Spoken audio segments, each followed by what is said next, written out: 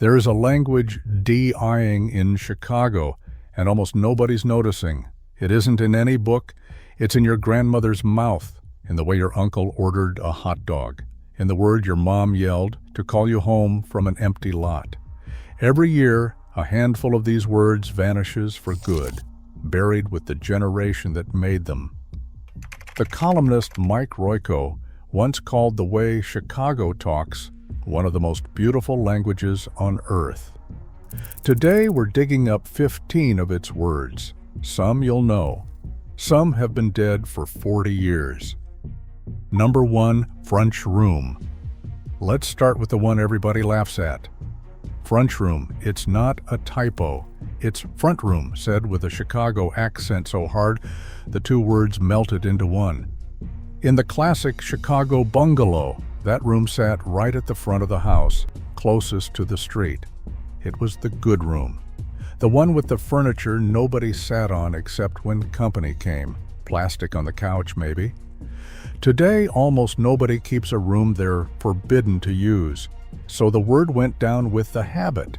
You still see it on quirky listicles, but out in the world, gone. Number 2, prairie. Picture a kid in 1955 throwing open a screen door and shouting, "Ma, I'm going to the prairie." A prairie? In a city of brick and concrete? In Chicago, a prairie meant a vacant lot in the neighborhood, and kids were told to pretend they were playing in the tall prairie grass. Here's the honest translation. That lot was empty because a building burned down or got torn down, and nobody rebuilt. So the kids played stickball where a family used to live. Today, that same lot holds a $500,000 condo. The word died because the lot did. Number 3, hooky bob ang. Nobody says this one because frankly, it nearly killed you. Hooky bobbing. When it snowed, kids crouched behind a car, stopped at a light, grabbed the bumper and let the car drag them down the frozen street like a sled. The word comes from skate hitching, and because you're being towed through traffic on terrible equipment, the odds of injury or death are very real. The term shows up at least as far back as 1965. It died for the simplest reason on this list. Cars got faster, streets got fuller, and enough kids ended up under the tires. Some words get buried with the people who played them. Number 4, krotchki.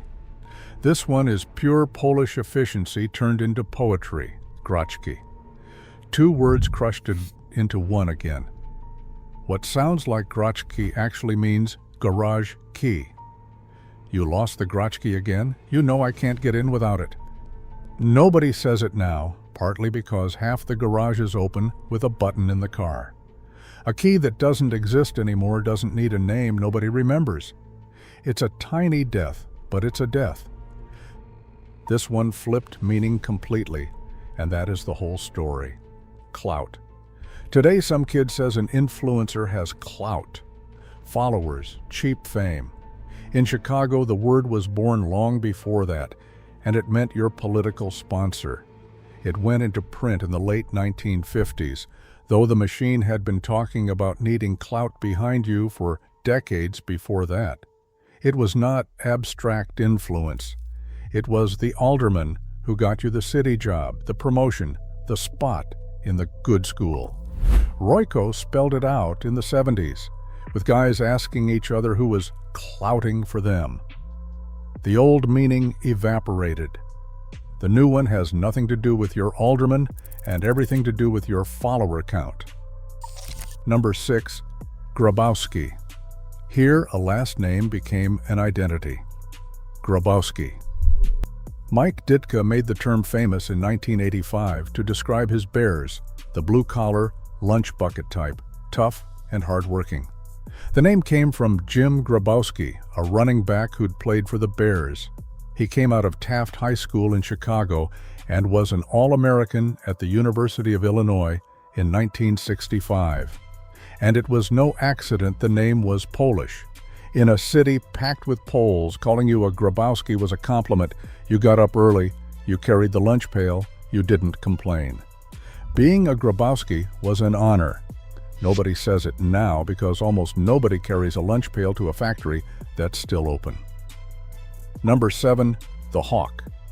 This one isn't wind, it's a character, the hawk. But it used to go by its full name, Hawkins, or Mr. Hawkins.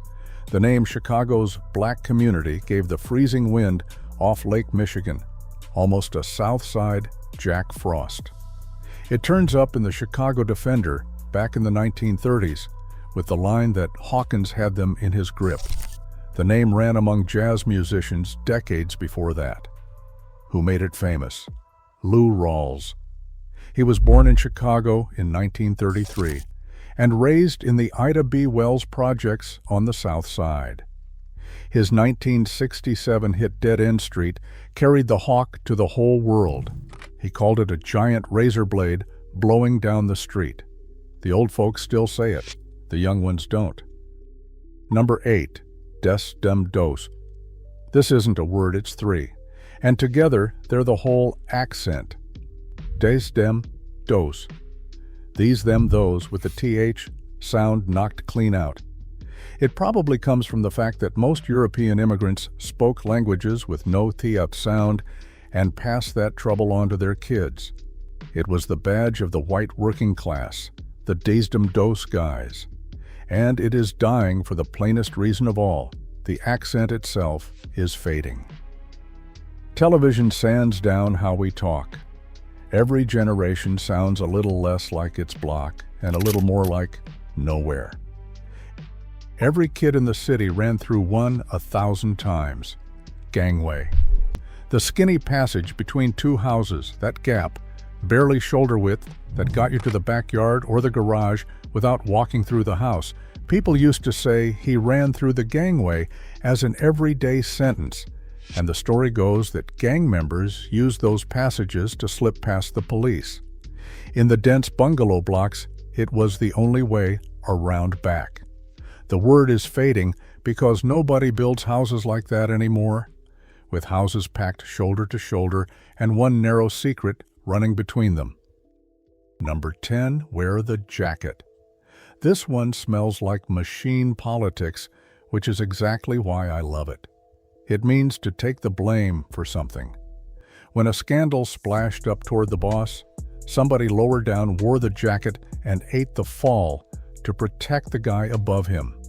It was the language of a city where everybody understood the favor got paid back eventually, and usually with somebody's career.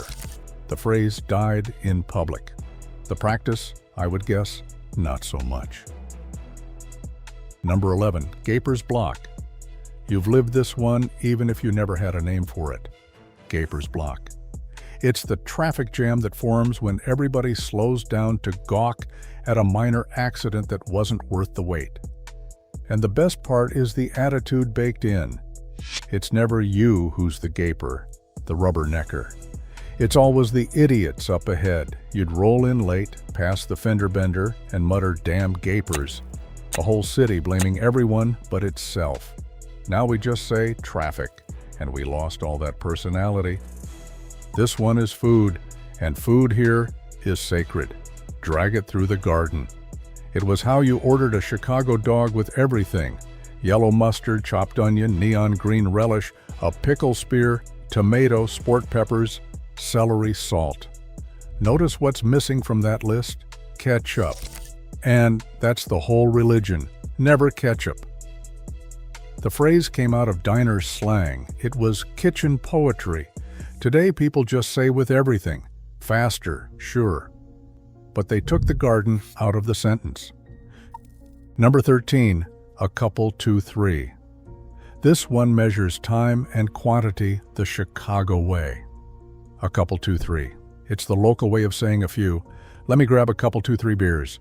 2, 3 doesn't matter. The exact number was never the point. The point was you weren't having just one and you weren't counting. It's the speech of people who weren't in a hurry and weren't keeping score. That kind of calm barely exists now, and the phrase left with it. Number 14, garden apartment. This is the most elegant lie on the whole list, and the people selling houses tell it. Garden apartment. Sounds gorgeous. It's actually the word realtors use to gloss over the fact that the place is in the basement, or at least partly below street level. There's no garden. There's a window at sidewalk height where you watch people's feet go by, and they charged you full rent for that garden. Money always tells the truth. They sold you a basement with a poem for a name. Number 15, where are you from? The last one isn't a word at all. It's the first question a real Chicagoan asked when they met you. Where are you from? It was the line that opened almost every conversation with somebody from the city. But it wasn't asking about the city, it was asking about your neighborhood, your parish, your exact 10 blocks. Your answer told them your class, your church, your team, your probable last name. In a city of walled-off neighborhoods, that question was an entire map. Today, people move every 3 years, and the question means nothing, because the answer means nothing. 15 words. Some are funny, some are deadly, some are pure dirty politics, and every one of them shares a cause of death. The day the thing it named stopped existing. The garage, the empty lot, the accent, the block. A city does not die when its factories close. It dies the day it runs out of words of its own to call itself.